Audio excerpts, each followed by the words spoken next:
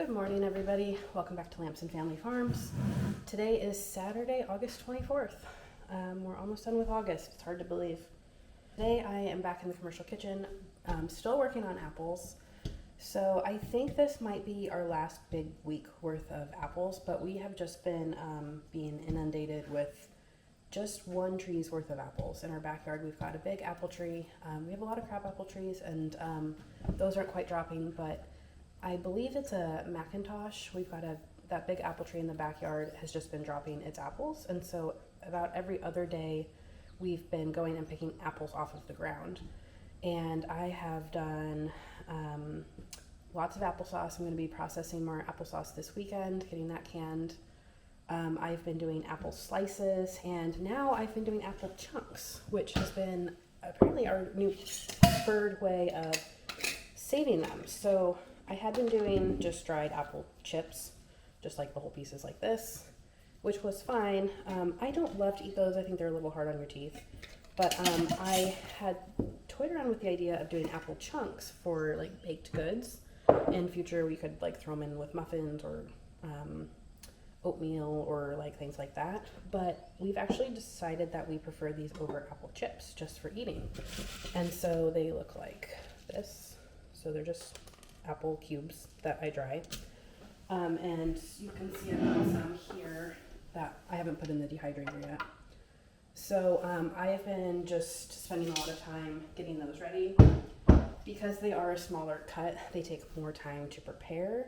But I will say they take about the same amount of time in the dehydrator as the apple slices, and you can actually get more in the dehydrator with chunks than slices because you've got they're thicker cubes than the slices, and so they take up less space. And because they're just cubes, not circular, you can get more in on each sheet. And so I've managed to get a lot of them done. So you spend a little bit more time preparing them to go in the dehydrator, but they actually take less space, so you get more done per batch. And on the flip side, storing them, you get more in a container with the chunks than the chips because there's less room for air because the pieces are smaller. So like this big jar, I've got probably 2/3 of the way full, and this I think this is 2 batches of the dehydrator, whereas I've got a wasp in here. Hopefully it'll leave me alone. I've got a lot of apples and they're attracted to the apples, so let me actually see if I can just get him outside real quick.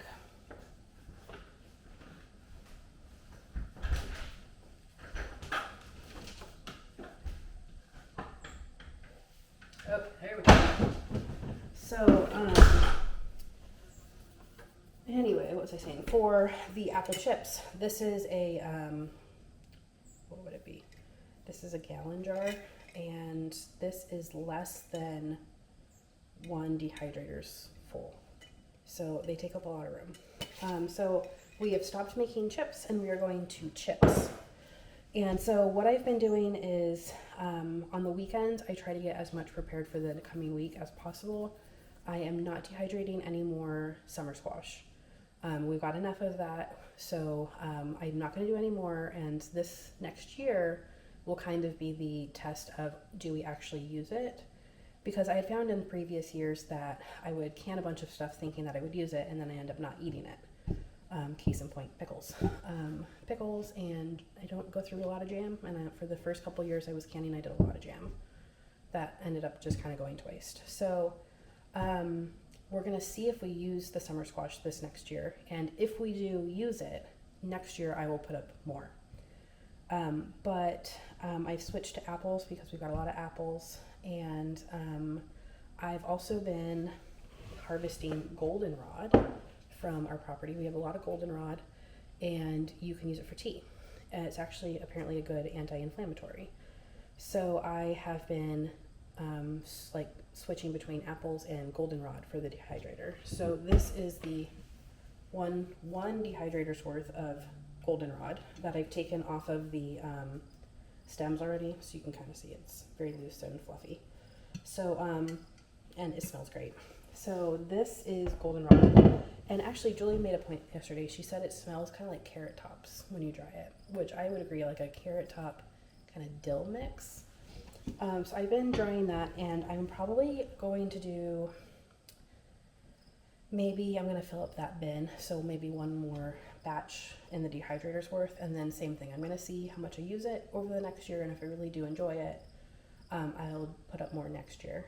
And I don't think I'm going to get around to it this year, but I really do enjoy burdock tea. I've been buying it from the store, and we have a bunch of burdock around this property, so that's just the root. So I'm not going to do it this year, I don't have time, but I'm thinking next year I can make an attempt at digging up burdock root and drying it for my own tea, because it's kind of silly just to buy it when we've got it on the property. And we honestly hate when we let it go to seed, because those are those burdock burrs, and man, they get in our dogs' coats and we have to comb them out all the time. So I would actually rather use it for tea and at the same time kind of help curb our burdock population. So that's what I'm doing today. I've got applesauce on the oven. I'm going to be doing up a big batch of applesauce to do canning with. I bought a bunch of, I ran out of canning lids the other week, so I bought lids, so I'm all set for this weekend. And I have a bunch of pint jars that I think I'm going to do applesauce in. I am almost out of quart jars, which is really surprising to me because I thought I had a lot. But we use a lot of the quart jars to store all of our herbs, and like sometimes we put like lentils and things in those in the kitchen just for storage. And so a lot of my canning jars are kind of being occupied by that, and so I find that I have less to can with. And I'm not wanting to purchase any more right now, so I'm going to be using what I have. I'm hoping I can continue using pint jars. I might get down to the point where I've got jelly jars, which I kind of hate to can applesauce in jelly jars, because while it's convenient to take them to work for lunches, it takes a long time to can them, and we go through enough applesauce that it would be more convenient and worthwhile just for me to can applesauce in quart jars or pint jars, and then use that for a week's worth of lunches. So we just break it into jars and put them in the refrigerator later, instead of me canning them all in jelly jars. So anyway, long story short, I am trying to get through these apples. I've had 10 gallons worth of apples sitting in the sink for 2 days. So I'm going to try to get those done today, and then I can go collect more apples tonight and start this process all over tomorrow. So the other nice thing about the apples too is that all of our animals, farm animals, love them. So all the bad spots, so you saw me take out the wasp, but I've been trying to collect apples out in the yard every other day, but even with that, collecting them that often, the wasps still get in the apples. So what they do is they eat at the apples. You can see this is mushy because it's been in the sink, but I will still collect apples like this. There's still a lot of good apple on that. Like you can see they ate that one, but half of that apple is still good. So I'll just cut that off. It's perfectly fine. There's nothing wrong with that apple. This is a really good apple, probably got a little bruised when it fell, so I'll cut that off. But, if I waited for a perfect apple, I would not have any apples to harvest. So I just cut off the bad spots and you move on, it's fine. Like this has a bruise, I'll just cut that off. And so what I do with the cores and the bruise bits like that is I've got kind of a scrap bin, and I've been feeding that to our livestock every day. So the goats love them. Horses love them, our cows love them, everybody loves them. Chickens actually prefer them baked, but they'll still eat it. So what I've been doing is giving all the apple scraps to the animals, and it's been a great kind of addition to their diet. So it's worked out really well. We have had no waste with the apples, which has been great. So, and I think I am getting a little tired of doing all these apples. It's been at least 3 or 4 weeks now I've been collecting apples. I am getting a little tired of it, and I'm just feeling really tired this weekend anyway, but I know it's going to be coming to an end soon, and you don't know what next year is going to bring. Like, this is the second summer we've been here, but last year we didn't have any apples, In fact, we had no idea what varieties of apples we had here. Like, we knew that we had some crab apples because when we came to see the property in summer of 22, there were crab apples on the trees. But then when we moved here at the end of May of 23, last year we had no apples because they had a really late frost, hard frost in 23, and that ruined the fruit set. So like this year, it seems like we're having a bumper crop of apples, and I'm going to take advantage of it because if we have a late frost next year and I get no apples, I need enough to last us 2 years. So we have them. I'm not going to just let them go to waste because I'm tired. Like, you know, to some point you have to say, I only have the capacity to do so much, but I have the capacity to do this. And I'm trying to pace myself. And in the back of my mind too, if I can't preserve the apples, I'm not going to let them go bad. I've got animals that will eat them. So like if I get to the point where come the next weekend, I'm behind on apples, I'll just give some to the animals. It's not a big deal. So, and this is all just off of one tree. We have a lot of apple trees. We've got a lot of apple trees that border our fields. And so I think we've got like 1, 2, 3, 4, 5, 6, 7, 8, 9, 10. I can count at least 14. So, and I haven't even started going to see if those have dropped apples. I know that some of them are starting to. We see a lot less apples on the ground down there because we have animals coming to eat them. We have a lot of deer. We have raccoons and possums, and like we have foxes and bears, and you know, I know other things are getting those apples, which is fine because we've had enough off of just the one tree in the backyard. So, and last year we planted, I planted 1, 2, 3, 4, 5 apple trees, which in hindsight I would not have put in 5 apple trees had I known how many apple trees we have surrounding the fields. But I didn't know they were going to be bearing that much fruit because they're old trees. So I knew they were apple trees, but I didn't expect them to be producing much anymore.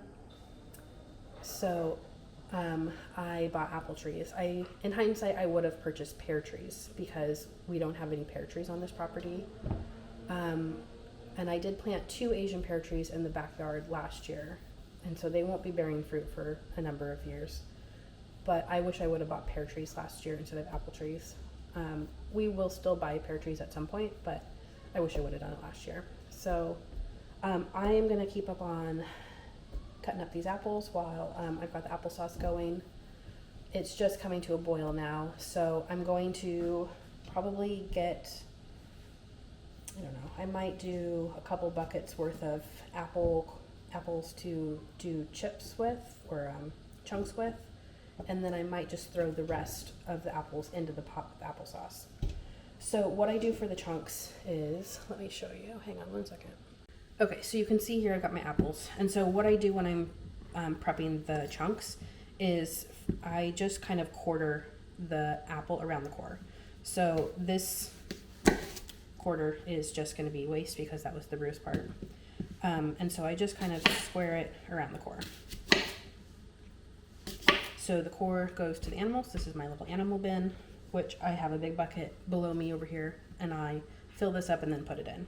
So you can see this bit is bruised. So I'm just going to cut that off, and this whole thing is bruised. So that's animals. This is for us. And so same thing with the next apple. I just kind of go around the core. You can see the core got bruised, and like this is fine, this is fine, this is fine, this is bruised. I'll just cut this off and throw it around a little, but you can see it's still bruised there. If I was just doing applesauce, that's not really super bruised. I would probably put that in with applesauce, but because I am trying to do chunks, I will just give these to the animals. And so there really isn't a lot of waste. Like you can see this had been eaten out probably by wasps. So these gonna go to the apple. Those are gonna go to the livestock. This is pretty bruised. It's not a whole lot, but you know, it adds up when you've got, you know, buckets and buckets of apples. So this is fine. I'm gonna save that for us. That's fine. That's a little bit eaten, so I'm gonna just cut that off. That's fine. That's for animals. I know there's a bruise down there. Sometimes I'll check for bruises on the outside first, because when you're doing big slices like this, you can't often see the bruise just from the inside. And I don't love to keep a bunch of bruised things. So that's animals. like I hear a tractor coming down our driveway. Maybe I do. So that's keeping.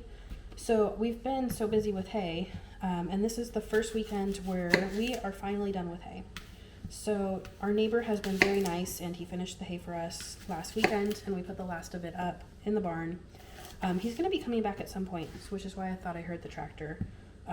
He took all of his equipment home yesterday, but he's going to be coming back at some point to mow our big 14-acre old cornfield. He's just going to mow it because it's very weedy this year. We thought it was going to be replanted, but it didn't this spring, and so it's just been growing weeds. And so he's just going to come mow it, so at least we'll kill some of the seeds. So hopefully the weeds will be a little bit easier to manage next year when we do plant it. So we're kind of expecting him to come back.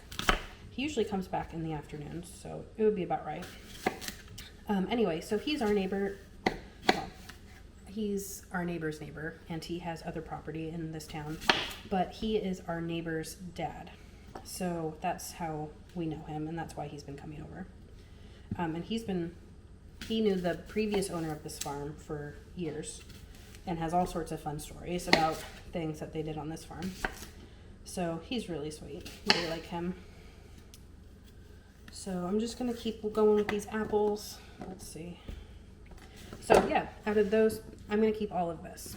So, and then I put those in my bucket over here. And anyway, so if I was just doing applesauce, this is the size I would just put in the pot.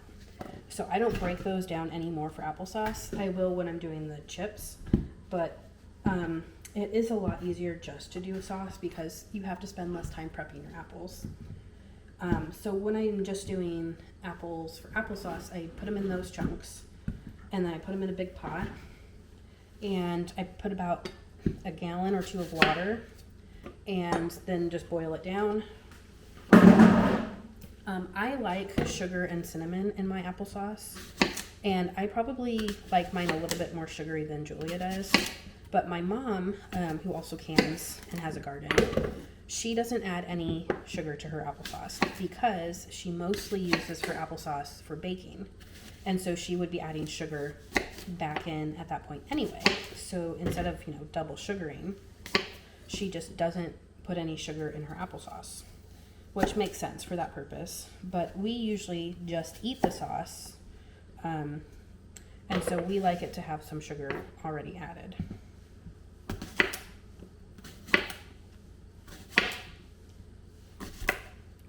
So you saw me take out that wasp earlier, and I will say I feel like we have had fewer wasps this year because we're getting rid of these apples.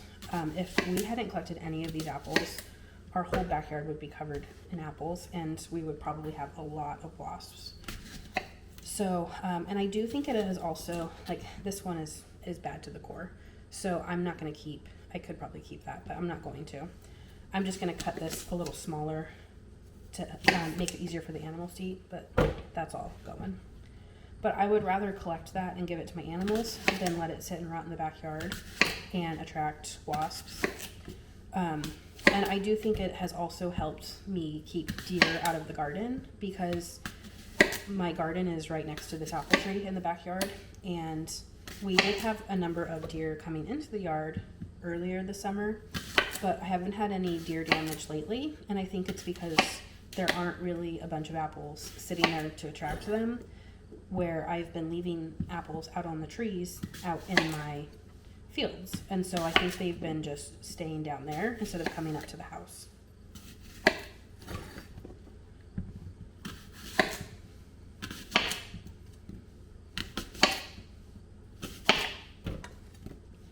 So this had a lot of damage on the top, so I just got rid of that.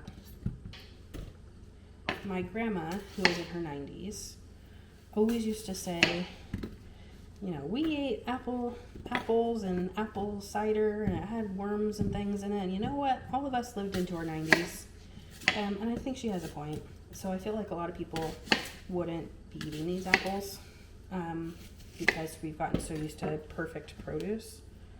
But this is how they come off the tree. They look like this. They don't look perfect, and it's okay. I'm still getting a lot of food off of this. I'm just cutting out the bad spots. You know, there would be a lot of waste if I didn't pick any of these apples because they don't look perfect like you see in the grocery store. Grocery store produce is not what produce always looks like, and I feel like we, especially as Americans, waste a lot of food because it's not what we're used to seeing. And I feel that way about produce, and I feel the same way about cuts of meat. Like Julie and I are still not eating every cut of meat off of every animal we've sent to the butcher, but we at least try to feed it to like our poultry because they eat meat, or try to find different things to do with it instead of just picking the best cuts. So I feel like we live in a very wasteful culture. And I also feel like we live in a very, what's the right word? I don't feel like we're super resourceful anymore. Like, I would really like to try things like making my own pectin from apples. We have a bunch of crab apples, and while I don't can as much jelly as I used to, I still can jelly. So I feel like I could be, oops, I always do that every now and then, swap my bins. I feel like we could be better about like making our own pectin and things like that. I just got distracted. The commercial kitchen has a crab apple tree in front of it, and the crab apples have started to fall, and they land on the roof and then, you know, slide down. It's quite loud. So I feel like we could try to be a little bit more resourceful about making our own things. And I feel like in doing that, we also create a system where we rely on grocery stores less, and knowledge about our food and how to prepare food more, which I think is an important skill for people to have, and one that I think is dying. You know, they say it takes 2 generations to lose language. I think it's probably a very similar thing to lose knowledge, and this is knowledge that I think is important to have, because I do feel like if you control food, you control people.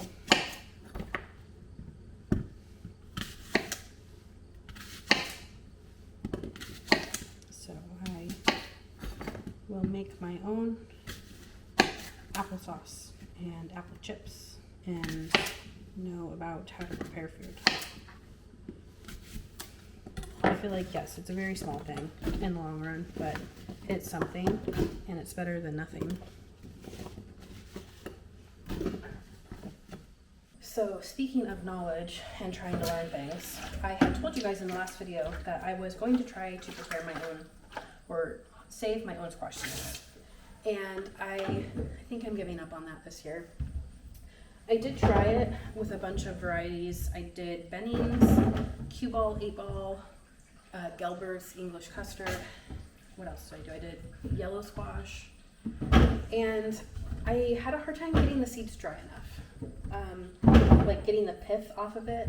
And so some varieties did better, but I think probably part of the problem is it's very humid here.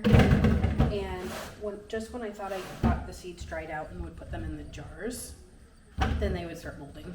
And so I tried different things like letting them soak in water for like a couple of days and swapping that out every day. That didn't seem to work great. I tried getting more pith off first and then soaking them for a shorter amount of time, and that worked better. And then I would lay them on towels and kind of move them every 8 to 10 hours and put a fan on them, because the other thing I found was I was getting a bunch of gnats on them. We never used to deal with gnats in Washington where we were. There are a lot of gnats here, and they come in because they're small enough to get through your window screens, which is really annoying. But they were really attracted to those seeds. And so I put a fan on them to help with airflow to dry them out, but also keep the gnats off, and that worked better. But then same thing, like this last round I just finished last week, and I came back to check on them. I put them in jars with no lids, and they're already going moldy. So I think my experiment with saving squash seeds this year is going to be a thumbs down. So I'll probably save that again for next year. It's so frustrating because I feel like it kind of is the same process as saving melon seeds. And I've been able to save so many cantaloupe seeds. They're so easy to save and they dry out so quickly.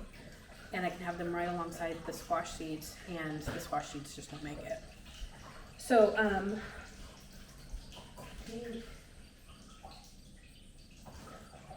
the only seeds that I had ended up with are, I saved, and this is only like a third of the ones I have saved, but I've saved some cantaloupe seeds. I don't know if you can see them in there.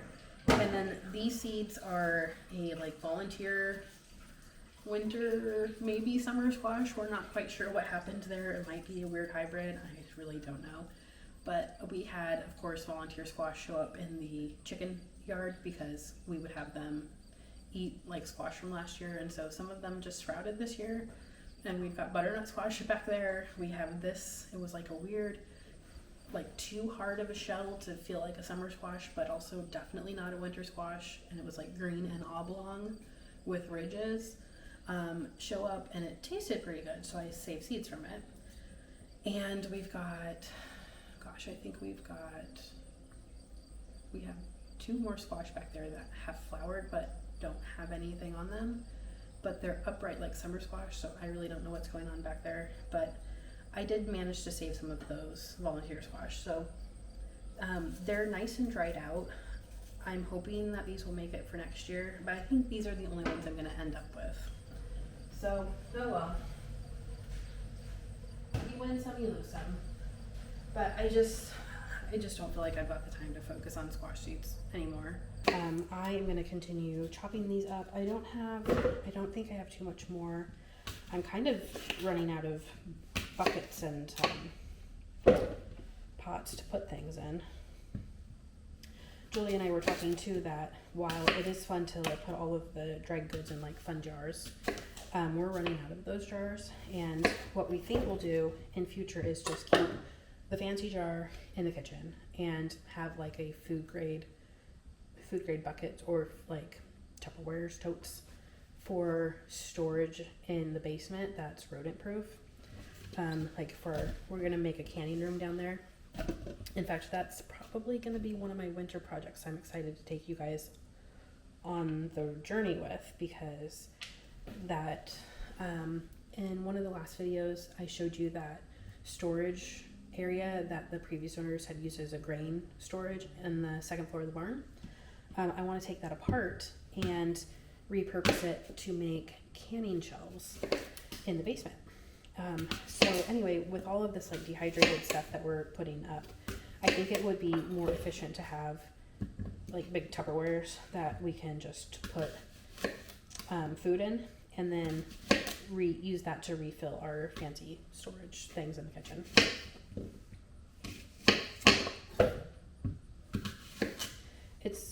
Feels good to though like start getting an idea of what we want and actually eat. So like we're really enjoying these chips, and I think it would be worthwhile to have a big bin for them. I'm hoping I enjoy the goldenrod tea and the burdock tea. I also have there's wild mint here. I got a good patch of it in what is now the pasture that I fenced with you guys, the first field. The horses are down there right now, but I am hoping this weekend to get down there before they eat it all. But there's a lot of wild mint, and yes, I am going to move it up to the house, so don't freak out, people. But I'm going to move it up here. I'm going to put it in a spot where it's away from the garden and it can kind of go crazy, and if it takes over, it's not going to hurt anything. And so I really like mint. In fact, I have already dehydrated some of the mint and used it as tea, and it's really good. I don't know what variety it is, but I think it's really tasty, and I'm hoping to grow more up here where I can keep dehydrating it and make tea and add it to things like I might do a crab apple mint jelly,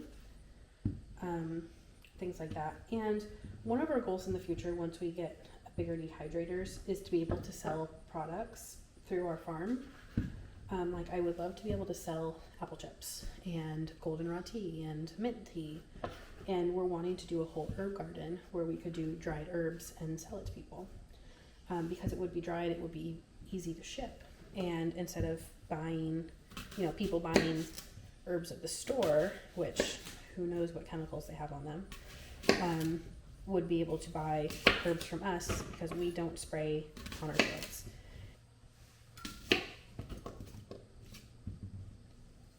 Okay, so I'm just going to put you guys on a time lapse just because I'm going to finish up with these apples, and then I would really love to show you how the garden is looking right now. Now that we're kind of, we are getting close to the end of summer.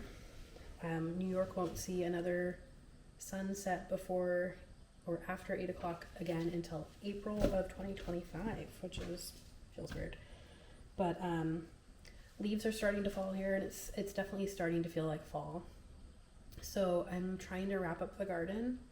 I've got sunflowers blooming right now. I've started to collect winter squash. I'm kind of getting to the point now where I'm probably going to weed heavily and start prepping the beds for winter and start setting myself up for success for next year's garden. And so that's kind of where we're at. I'm just feel like I'm trying to get everybody set for winter. We've put hay up, that's all done. I do want to do a couple more things with fencing, and then just getting everybody set up for their spots in the barn for winter. And that's going to be about it for this year, which feels weird to say because I feel like I could use another month of summer, but time just flies by. I do think I've made quite a bit of progress this year.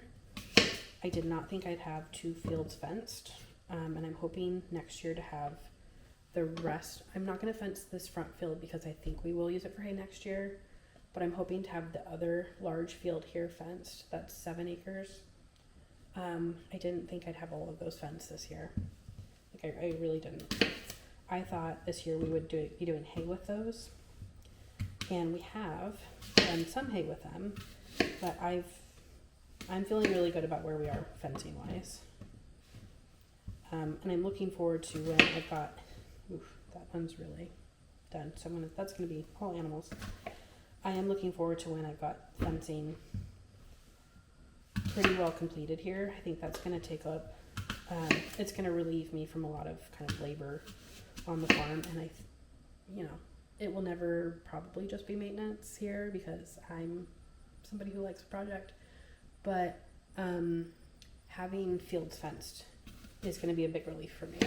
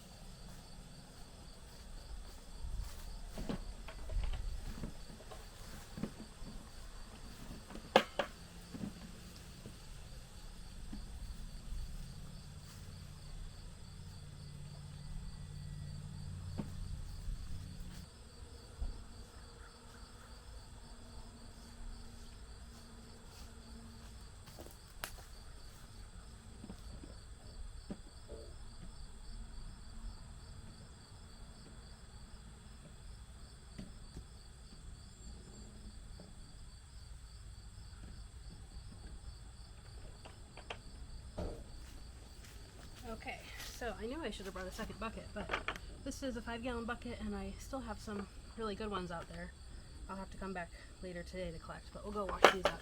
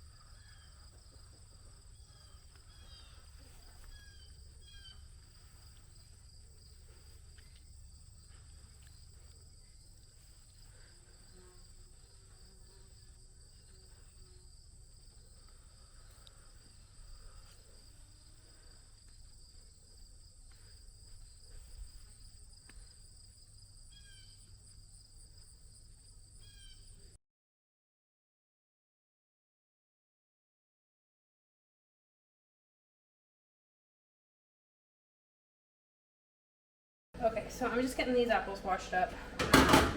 I will go back maybe tonight and get the rest of those on the ground. But look how big these are now. We're starting to get some big ones. You know, earlier they were smaller and tartar, but now we're starting to get the bigger, sweeter ones. We were sitting on our screen porch last night, and you could just hear the apples falling from the tree. So look how big. So we do think these are McIntosh.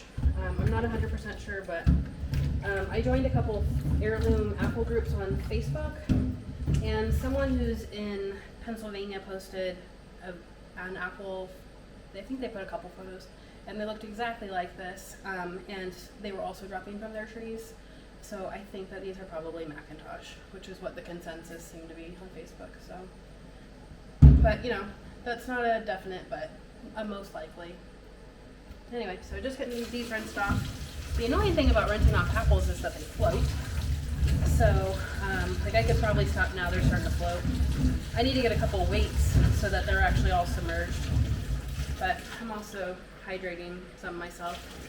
My little rooster mug I found. I've had this for a few years now, I really like this one. I got it at a thrift store. I think it's really cute.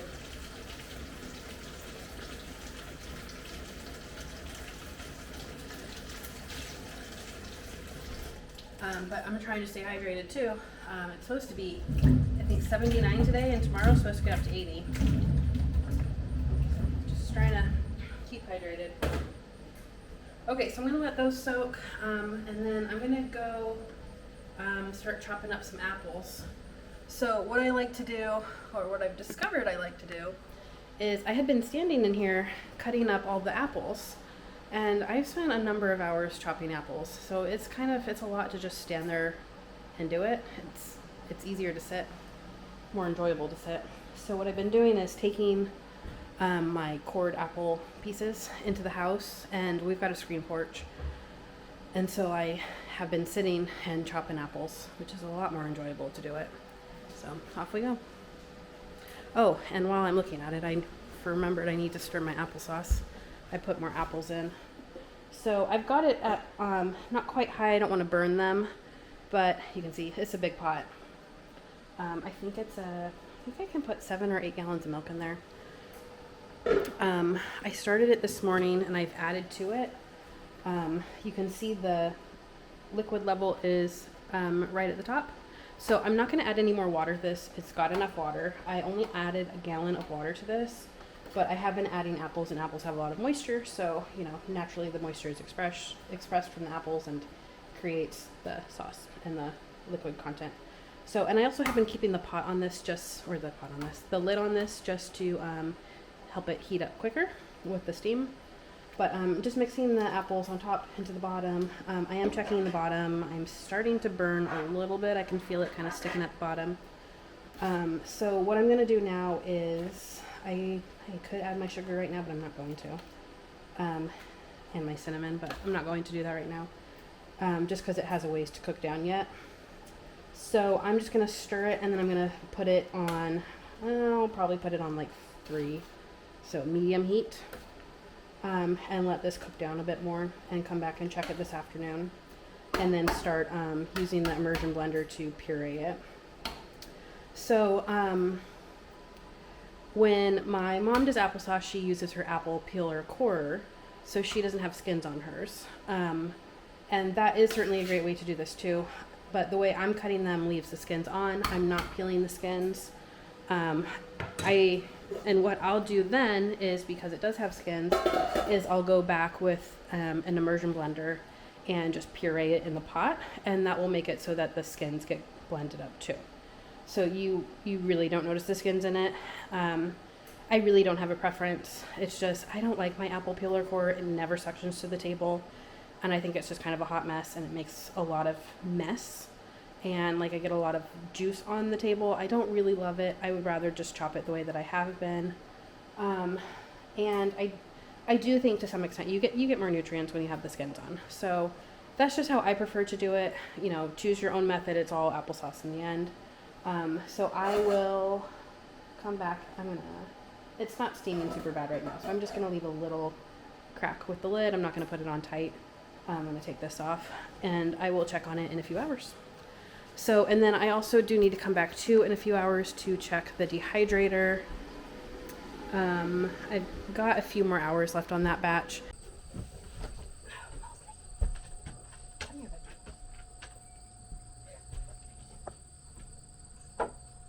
Mosley, come here. Mosley is gonna be 6 next week. Will officially be a senior. Be a good boy. Okay, now you can go lay down.